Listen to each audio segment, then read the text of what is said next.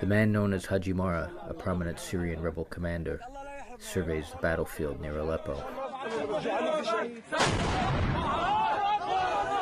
Incoming ordnance explodes nearby.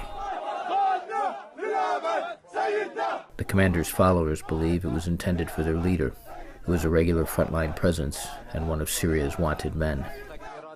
As Hajji Mara has become well known and more successful, he has attracted a government bounty on his head.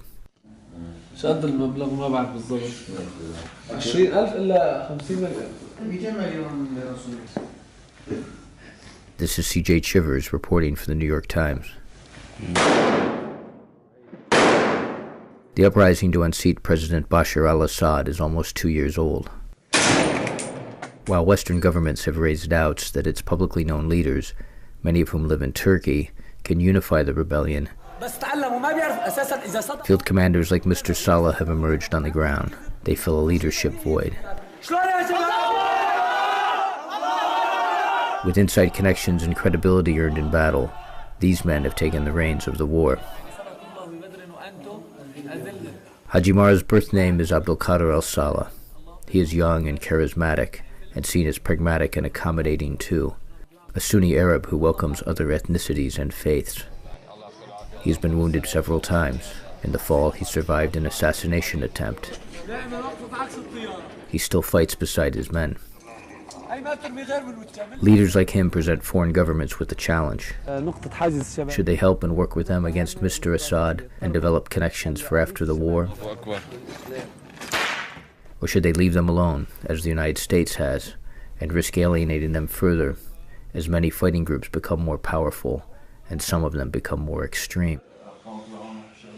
In January, the New York Times met Mr. Saleh on one of his hidden command posts, from where he works with other Syrian fighting groups.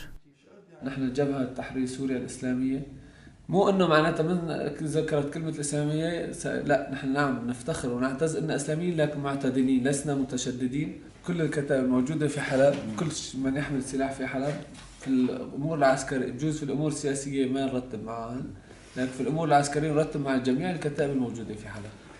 Before the war, Mr. Saleh had little military experience. He spent 2.5 years as an army conscript and was a traveling Islamic missionary before returning home to open a seed shop in Mara, the agricultural town where he was born. When the revolution began, he was a protester before taking up arms. الناس نشوفهم بالإعلام قتل المساجد قتل النساء والأطفال ما بقى خلانا نتمالك أنفسنا يعني أصدقائي نتصل فينا نخبرهم نقول والله عم نطلع سلمية مظاهرات وبقتلنا فهذا الشيء اللي خلانا يعني. Mr. Saleh now heads the military wing of Al-Tawhid, a force said to field more than 6,000 men. He commands the battle for Aleppo, Syria's largest city, and has gained a devoted following.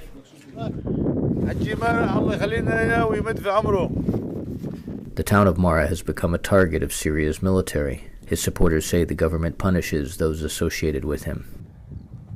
A large crater, apparently from a ballistic missile attack, sits in a wheat field beside Mara, the result of an explosion in the night. His townsmen have stood by him.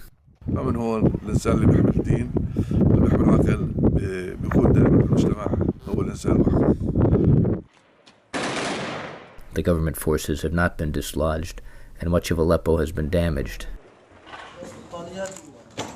The city's residents, facing daily dangers and shortages, grew frustrated long ago. ما بيكفي إنه أمريكا ما قدمت شيء للشعب السوري نهائيا. وهذا السكوت علامة نحن بقناعتنا العرب السكوت علامة الرضا.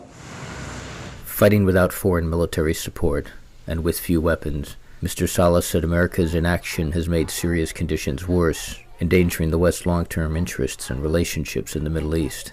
سنتين ونعمل وكل يوم 200 300 قتيل. إذا العالم كله تركه والله راح تلاقي سوريا كلها قاعدة إذا بتطول الثورة سنة تخرب. Syria's fighters say the time narrows for answers to the questions in the West. In Mara, north of Aleppo, Mr. Saleh's fighters have already dug their own graves. ما عندي تصور كيف راح تكون حياتي بعد الثورة. لا والله ما عندنا مخطط، يعني الآن كل فكرنا محصور بالأمور العسكرية، كيف قاتل هذا النظام يخلص منه.